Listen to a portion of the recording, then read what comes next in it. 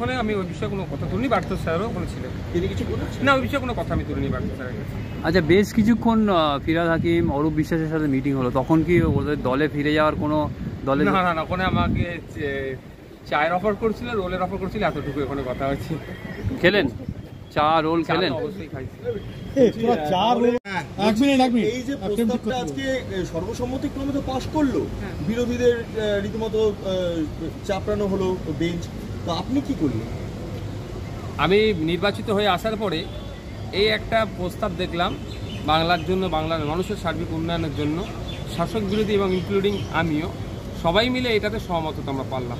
কারণ আমরা সবাই চাই বাংলার উন্নয়ন হোক, বাংলার নাগরিকের উন্নয়ন হোক। আজকে ছিল উত্তরবঙ্গকে বিভাজন নিয়ে আলোচনা ছিল, তো উত্তরবঙ্গের মানুষের কি পরিস্থিতি না পরিস্থিতি সেটাও তুলে ধরেছি।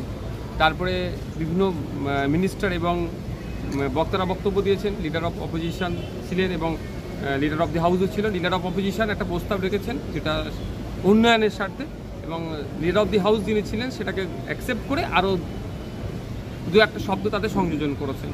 যে শব্দ সংযোজন হয়েছে বা তিনি যেগুলো অ্যাপ্রোচ করেছেন, দুটি কিন্তু বাংলা এবং বাংলার মানুষের স্বার্থের জন্য। সুতরাং এইটা আমি বিরোধী দল করে থেকে এসেছি বলে যে বিরোধিতাই করতে হবে এরকম ব্যাপার নয়, এটা গ্রহণযোগ্য প্রস্তাব ছিল, সেটা অবশ্যই সমর্থন করেছি। কিন্তু বারবার এই যে মিনিট প্রায় একটা কথোপকথন চললো, সঙ্গে ছিলেন ফিরহাদ হাকিম, কি হলো এমন? দেখুন, আমি যখন আমার সিটে বসেছিলাম বিধানসভা কক্ষের মধ্যে, ফিরহাদ হাকিম সাহেব আসলেন, তিনি আমাকে ডাকলেন। কেন ইতিপূর্বে আমি ফিরহাদ হাকিম সাহেবকে ফুরফুরা শিব উন্নয়ন পরিষদ নিয়ে আপনারা জানেন আমি প্রশ্ন করেছিলাম, উত্তর দিয়েছিল প্রায় 58 কোটি টাকা বরাদ্দ হয়েছিল। সেই টাকার যে স্পেসিফিকেশান দিয়েছে, যেটা অনগোয়িং প্রসেস আছে বা যেটা কমপ্লিটেড, এই প্রজেক্টের মধ্যে অনেক আমার প্রশ্ন চিহ্ন ছিল, ওইগুলো বারবার আমি নোটিস করতাম। এবং এই বিষয়টা ছিল একটা। দ্বিতীয় হচ্ছে এই ফুরফুরা শরীফের উন্নয়ন পরিষদের চেয়ারম্যান ফুরফুরা শরীফের কোনো পীর সাহেব বা পীরজাদাকে করাও, এই দাবিটা বারবার আমি রেখেছি বিভিন্ন জায়গায়, এবং ফিরহাদ মন্ত্রী সাহেবকেও জানাতাম। এবং আরেকটা যেটা হচ্ছে, ফুরফুরা শরীফে যার নামে বিখ্যাত পীর আবু বকর সিদ্দিক রহমতুল্লাহ আলাইহি, যিনি একজন যুব সংস্কারক ছিলেন, স্বাধীনতা সংগ্রামী ছিলেন, তার নামে ইউনিভার্সিটি করার জন্য, কারণ বিভিন্ন মনীষীদের নামে রাজ্যের মুখ্যমন্ত্রী বিভিন্ন ইউনিভার্সিটি করছে, এটা নিয়ে বারবারই ফিরহাদ হাকিম সাহেবকে আমি করতাম, অ্যাপ্রোচ করতাম বা ওনার উপর বলতাম। তো এটা হচ্ছিল না বলে তাকে আমি জবাব দিয়ে চেয়েছি চিঠি আদান প্রদানের মাধ্যমে। তো এই জন্য আজকে উনি এসে বললেন যে আপনি যে কথা বলছিলেন না সরাসরি কথা বলুন। তখন ব্যাপারটাকে বললাম যে এই ব্যাপার ফুরফুরা শরীফকে নিয়ে আপনাদের সংখ্যালঘু সমাজের একটা ভাবাবেগ আছে ফুরফুরা শরীফকে কেন্দ্র করে, সেখানে একটা ইউনিভার্সিটির ডিমান্ড আমাদের আছে এবং উন্নয়ন পরিষদের যে কাজগুলো সঠিক হচ্ছে না, সব বিষয়গুলো সিএম ম্যামকে বললাম। কিন্তু সংখ্যালঘু জনসংখ্যা কোনো রকম কোনো সংখ্যালঘু জনসংখ্যা বৃদ্ধি যেটা বলছেন, প্রথম কথা বলি এটা সম্পূর্ণ একটা ভিত্তিহীন তথ্য, কারণ 2011-এর পরে কোনো ডেটা হয়নি।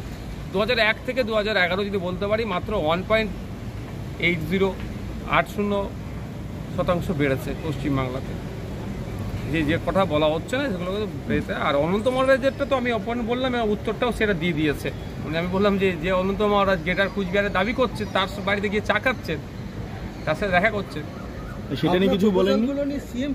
দেখুন সেগুলো দেখুন সবার ক্ষেত্রে যেগুলো বলে, আমার ক্ষেত্রে দেখছি হয়ে যাবে।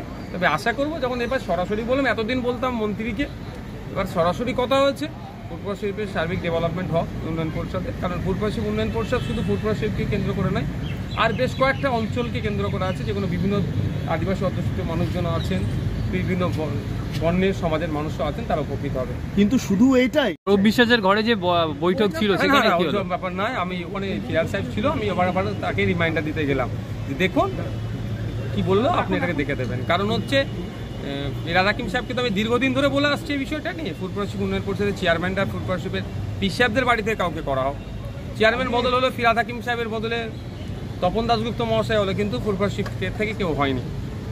অরূপ বিশ্বাস, ববি হাকিম দুজনেই ছিলেন, ওখানে অনেক কজনই ছিলেন, তারা অনেক আপনার ইন্দ্রনীল সাহেবও ছিলেন, অনেক মিনিস্টারও ছিলেন, বিধায়কও ছিলেন, তারা ওখানে মানে রেস্ট নিচ্ছিলেন। আর তৃণমূলের প্রপোজালটা দিয়েছেন নাম যারা করেছিলেন, বিষ্ণুপ্রসাদ শর্মা, এখানে গৌরীশঙ্কর ঘোষ বা সুব্রত মৈত্র, তারা কি বক্তার তালিকায়?